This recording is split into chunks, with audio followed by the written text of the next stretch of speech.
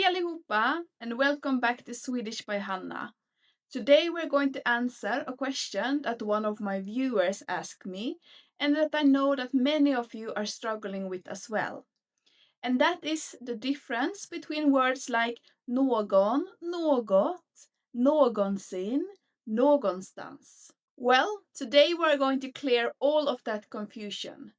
By the end of the video, you will know all of these words and some more, and you will also be able to use them in your own sentences as well. We are going to go through these words one by one, and I'm also going to give you plenty of examples of how you can use them in actual sentences. So let's get started. In Swedish, there are several words that start with någon or något, and they are all related to the idea of someone, somewhere, somewhat. So here are some of the common ones we're going to cover today. So let's start with någon and något. Någon means somebody or anybody. Like for example, jag såg någon i parken igår. Finns det någon här som kan svenska? However, in spoken Swedish, it can also be used together with an en substantive, and in that case it means any. For example, har du någon penna? Har du någon penna? And here again you can see that the writing is någon, and it's totally okay to pronounce it like that as well. However, many Swedish people when they speak fast, they pronounce it as nån. Har du någon penna? Har du någon penna? And here it means, do you have any pen? You can of course say, har du en penna? Har du en penna? Do you have a pen? That's also correct.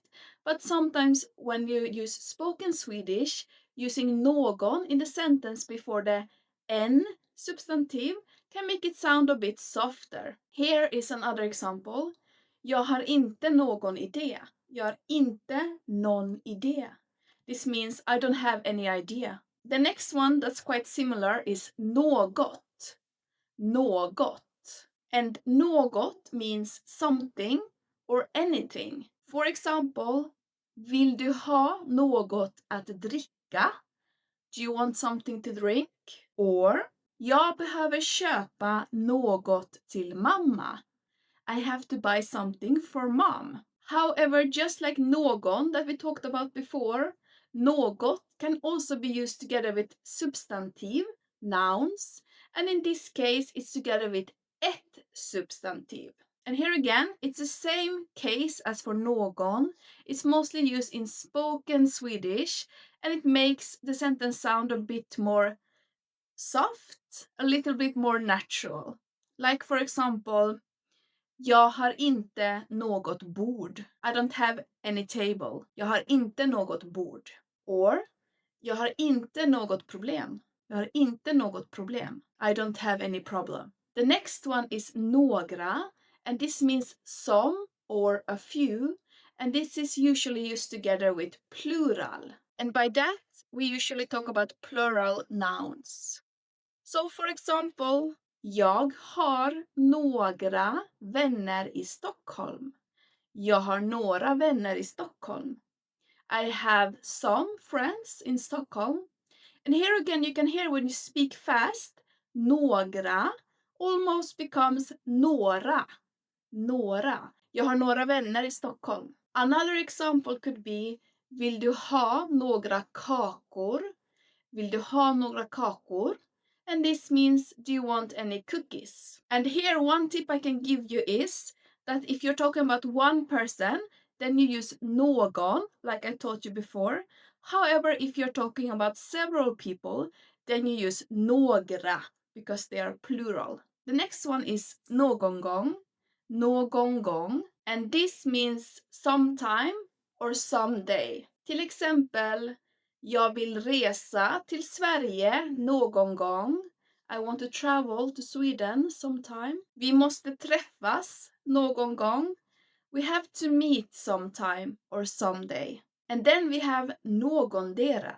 And this means either one or any of two. And you use this when you're talking about two things or two people. Like for example, du kan välja någondera av de här två böckerna. You can choose either one of these two books. Or, jag kan prata med någondera av dem. I can talk to either one of them. And then we have någonsin, which means ever or at any time. However, you often see it in questions or in negative sentences. For example, har du någonsin varit i Sverige?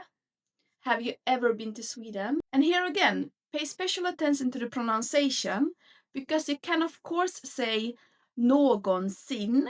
However, when you speak fast, it sounds like någonsin. Har du någonsin varit i Sverige? Jag har aldrig någonsin sett något liknande. I have never ever seen anything like this. It's about time, emphasizing at least once or any time at all. And next we have någonting.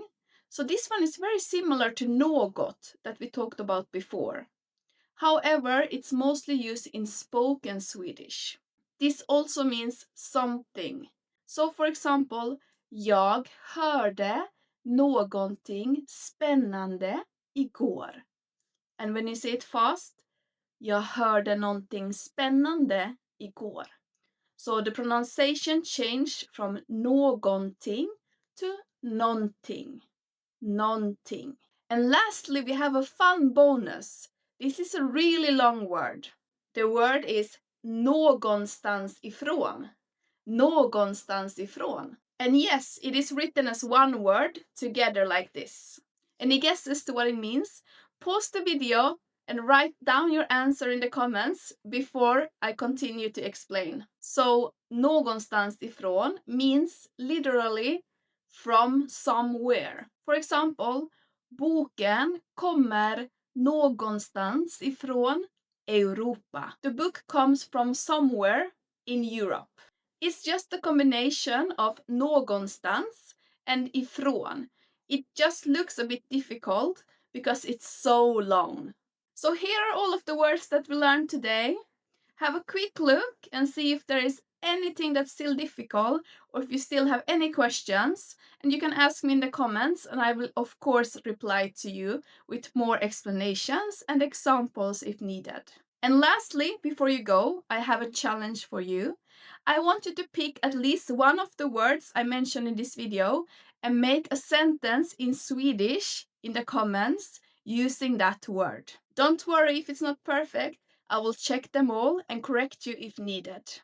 Please follow and like this video. I really appreciate all of your support and I see all of your comments and likes and I really appreciate it. Tack så mycket för att du tittade och vi ses i nästa video.